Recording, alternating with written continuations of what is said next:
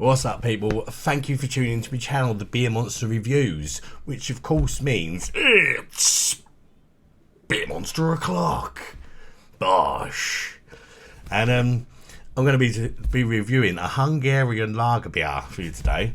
I'm not sure I've tried a Hungarian beer before, so I'm quite interested to see what the Hungarians have got to offer in the beer department. I picked it up from a random foreign-looking shop down the high street, which may or may not have been Hungarian because they sold all sorts of random beers that I've never heard of. And I picked this one up and I thought, let's give it a crack. It's a lager. It's called Soproni. I think that's the name of the brewery. Soproni Klasszikis, which probably means classic. Could be wrong. Let me know if you're Hungarian because I ain't got a bloody clue. It's a 500ml can. I think it cost me about £1.50. I can't really remember the exact price, to be perfectly honest with you. Soproni are now owned by Heineken, so take from that what you will. But the Heineken do like buying out all the Euro breweries and that, didn't they? And normally messing about with their beer. Comes in at 4.5% ABV. Wouldn't surprise me if it used to be stronger and Heineken have weakened it, but I could be wrong. Who knows? Let me know if you're Hungarian and you've got any more information on this beverage. And I'm going to crack her open and see if I like it. Here we go. Let me know, guys, you know any good Hungarian beers? And if you've tried this one, do you like it or do you think it's a bag of donkey shit? Right, let's get her in the glass. Be used in the old Stella chalice because I do think it's a good lager glass, even though the UK Stella's rubbish. But it's a nice glass, especially when you're not really sure what to expect out of the lager, I find. And it seems to give good head and good carbonation. And we all like a bit of good head. There we go, as a look at the beverage in the glass. Fairly steady levels of carbonation. I definitely wouldn't call that highly carbonated. Just like a steady flow of bubblage going on there. It's a nice clear golden colour. Brilliant white head to it. Let's get the nose in there and check out the aroma of this Hungarian lager Soproni. It smells a bit farmy. It smells like a farm. Not like cow shit or nothing like that. It's got that kind of like hay sort of aroma about it, you know.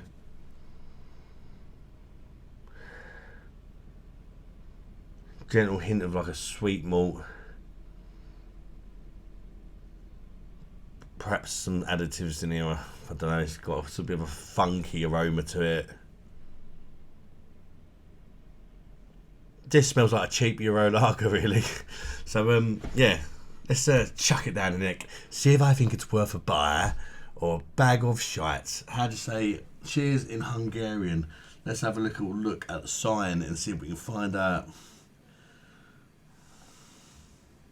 Oh, it has actually got it on. I didn't think it would have. Oh, God, it looks a hard one to pronounce. Exigiri. Or just cheers, everybody. Bosh. Exigiri. Did I pronounce that right?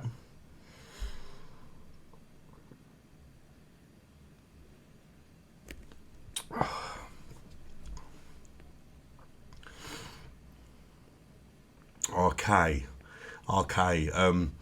It's okay. It's just an average macro Euro lager.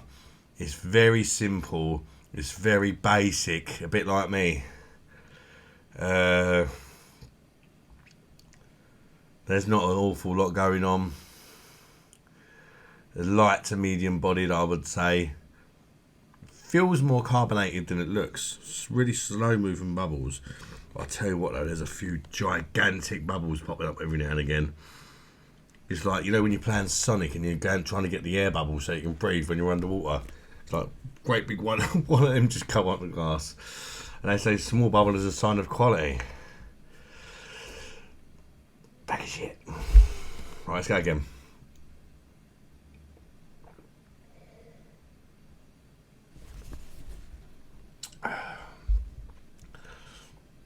It's definitely a bit rough around the edges, but it's inoffensive enough. On a hot day, chill it to the bone. It's drinkable. It is drinkable. There's a slight sweetness to the malts. There's a bit of a kind of metallic-y taste in the background, which is not great, to be honest. The malts have got like that, you know, when you get the cheap sort of corny, grainy sort of taste to them. Yeah, they're not like sort of malt. And there's no real bitterness to it to balance things out, unfortunately. There's a very gentle bitterness, but it ain't up to much. It's not particularly crisp, but I would say it's refreshing to a degree. It doesn't taste like a lot. It's all just a bit nothingness, really.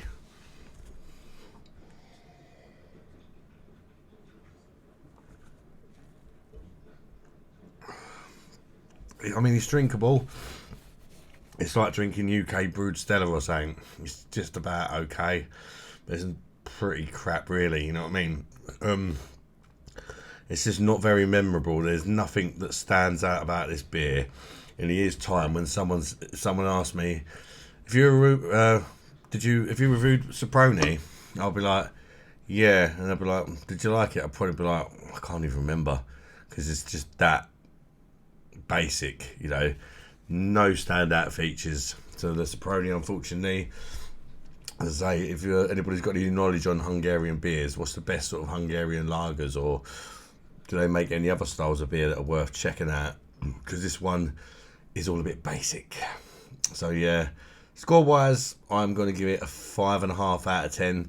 It's definitely not the worst beer I've ever had, but there's just not a lot going on here. It's just a macro slammer that would do the job if it's really cheap and hungry, I suppose. But I definitely wouldn't go out of your way to buy it. For one more go.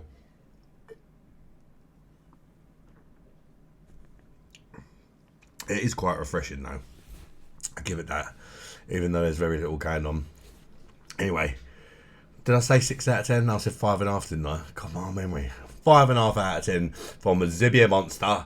Thank you for tuning in, guys. I hope you've enjoyed this little Hungarian beer review. And if you have done, smash the like button and consider subscribing to the channel if you've not already done. Sat we are. And yeah, cheers. I really do appreciate every single one of you. And if you joined last night's live, or been the night before, by the time I released the video, that was an absolute cracker. And I really, really enjoyed that. So thanks everybody that took part in that live. That popped in and said hello, liked the video, just had a laugh with us. And those who donated as well, thank you very much. Till the next one, bye bye, darlings.